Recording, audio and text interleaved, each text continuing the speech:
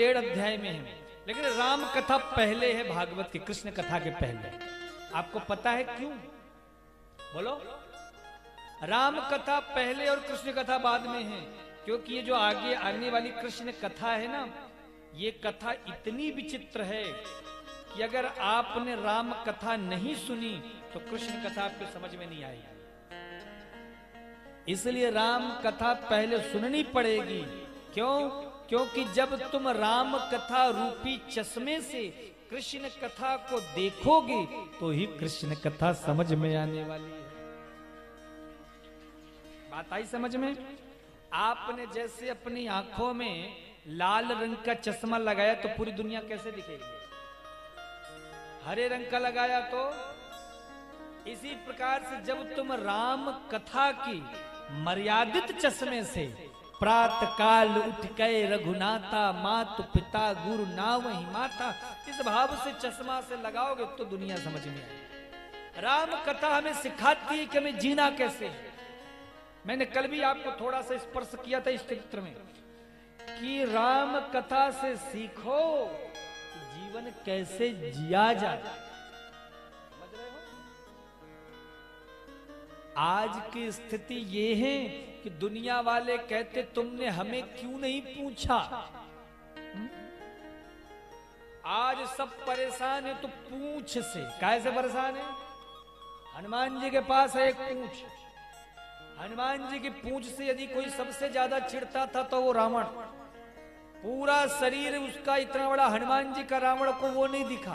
पूरे शरीर को छोड़कर उन्होंने देखा तो पूंछ को देखा। ये पूंछ ही सारा खेल गड़बड़ करती है, इस पूंछ में आग लगाओ। तो आज के समय में दुनिया वाले भी चिढ़ते हैं तो सिर्फ इसीलिए, परेशान भी होते तो इसीलिए कि हमें कोई पूछ क्यों नहीं रहा है। हम जा गए लेकिन हमें किसी ने पूछा नहीं। हमारी पूछ नहीं होती आज। हमारी पूछ कैसे बढ़े? तो सारी समस्याओं का जड़ ये लोगों का पूछ है। इसीलिए पूंछ का पीछा छोड़ो, राम कथा से सीखना पड़ेगा। हनुमान जी महाराज इतने बलवान हैं, अतुलित बलधामम हेम शैलावदेहम, लेकिन क्या करते हैं? राम दुआरे तुम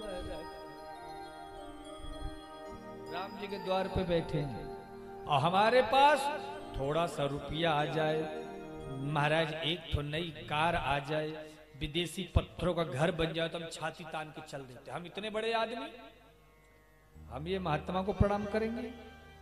हम वहां जाएंगे? थोड़ी सी पद प्रतिष्ठा मान सम्मान और संपत्ति से हमारे अंदर ऐसा भ्रम, ऐसा अभिमान उत्पन्न होता महाराज की क्या बताए। लेकिन हनुमान जी, एक बात बोलूं मैं आपसे, जिंदगी में जो भक्त होता है ना वो कभी प्रदर्शन नहीं करता है। आजकल लोग, मेरे पास भी बहुत से लोग आते हैं ना तो बड़ी बड़ी बातें करेंगे।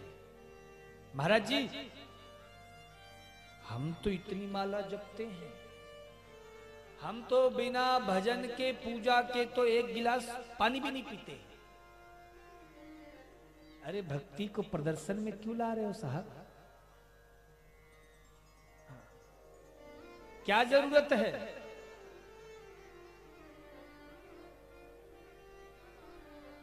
भक्ति एकांत की बात है। हनुमान जी जब वो समुद्र लंघन का समय आया तो पता चला संपाति के द्वारा कि जो 100 योजन पार करेगा वही जानकी जी की खोज कर सकता है। तो जितने भी अपने आप को बलशाली समझते थे सब आगे आगे। एक बोला हम इतने योजन चले जाएंगे, एक बोला हम इतने योजन चले जाएंगे, एक बोला हम इतने योजन चले जाएंगे। बहुत से लोग मेरे पास मिलने के लिए आते हैं और मैं क्या करता हूं, सुनता रहता हूं उनकी बातें, ये क्या कह रहे हैं, ये क्या कहना चाहते हैं, विचार करता हूं। क्यों? क्योंकि हमें जानना होता है कि व्यक्ति की क्या सोच है या ये किस प्रकार का, उसकी बातों से पता चल जाता है कि ये किस लिए आया है, कि दर्शन के लिए आया है या प्रदर्शन के लिए आया है। उससे 2 मिनट की बात नहीं, सारी चीजें स्पष्ट हो जाती हैं। तो वो जितने थे वानर सेना में सब प्रदर्शन कर रहे हैं और हनुमान जी वो एक कोने में बैठे, एक कोने। जब जामवंत जी ने देखा सब तो अपने अपने बल की महिमा गा रहे हैं और हनुमान जी कुछ बोली नहीं, तब जामवंत जी बोला, अरे तुम भी कुछ कहो भाई। तो हनुमान जी बोले, हम में तो कोई बात ही नहीं है, हम में कोई सामर्थ्य ही नहीं है। अरे भैया लंका जला करके आ गए। राम जी ने पूछा, तुमने लंका जलाया? हनुमान जी कहते, मैंने लंका नहीं जलाया। तो किसने जलाया? बोले, लंका तो रावण के अभिमान से जला और आपके नाम के प्रताप से जला। आजकल हर कोई सोचता है सारा क्रेडिट हमको मिल जाए, सारा नाम हमारा हो जाए, फोटो हर जगह हमारी लग जाए, बड़े बड़े अक्षरों में नाम लिखना चाहिए, फलाने जी, बड़ी बड़ी फोटो लगे। लेकिन हनुमान जी कहते हैं, हमें कोई बात नहीं। हनुमान जी की कथा से शिक्षा मिलती है साहब। तो रामचरितमानस से आप ये शिक्षा लो कि जीवन में यदि जीना है तो जैसे राम का जीवन रहा वैसा जी। एक भाई का कैसा व्यवहार होना चाहिए, ये रामचरितमानस से शिक्षा मिलती है। वनवास किसको हुआ था? बोलो। राम को हुआ था। तो लक्ष्मण जी और सीता मैया क्यों गए? लेकिन फिर भी महाराज, बड़े भाई के पीछे छोटे भाई ने अपना सारा ऐश्वर्य, सुख, भोग सब छोड़ दिया। एक महाराज, आजकल लोग क्या करते हैं, आजकल वो देवर भाभी का एक बड़ा अद्भुत रिश्ता बना दिया गया मार्केट में, मजाक का, है ना? लेकिन आपने कभी देखा हो लक्ष्मण जी ने कभी सीता मां से विनोद किया हो, मजाक किया हो?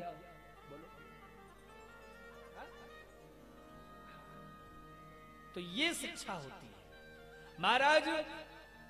जब लक्ष्मण को शक्ति लगी तो हनुमान जी संजीवनी बूटी लेकर के आ रहे थे द्रोणागिरी पर्वत के पास से।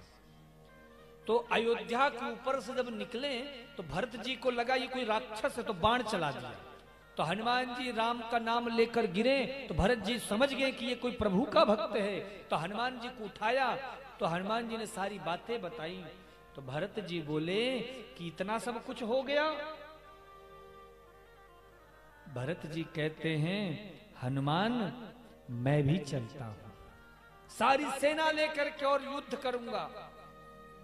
कौशल्या मां को पता चला तो कौशल्या मां ने कहा, राम को कह देना कि अगर लक्ष्मण को कुछ हो गया तो राम को फिर पुनः अयोध्या वापस आने की आवश्यकता नहीं है।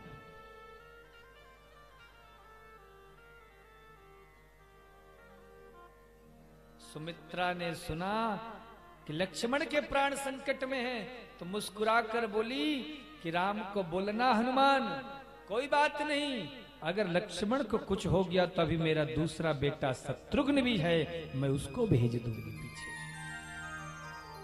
उर्मिला जी किनारे में बैठी मुस्कुरा रही हैं। हनुमान जी ने कहा, अरे माता आपको चिंता नहीं, आपके पति जन्म और मृत्यु से लड़ रहे हैं। उर्मिला मुस्कुराई, बोले हनुमान जी आप 2-4 दिन अयोध्या में रुक के जाओ। क्यों? क्योंकि जब तक आप लंका नहीं पहुंचोगे तब तक मैं सूर्य को उदय ही नहीं होने दूंगी, सूर्य उदय ही नहीं होगा। तो ऐसा है महाराज रामचरितमानस का परिवार, ऐसी है राम जी के परिवार की विभीषिका। वर्णन आता है कि एक दिन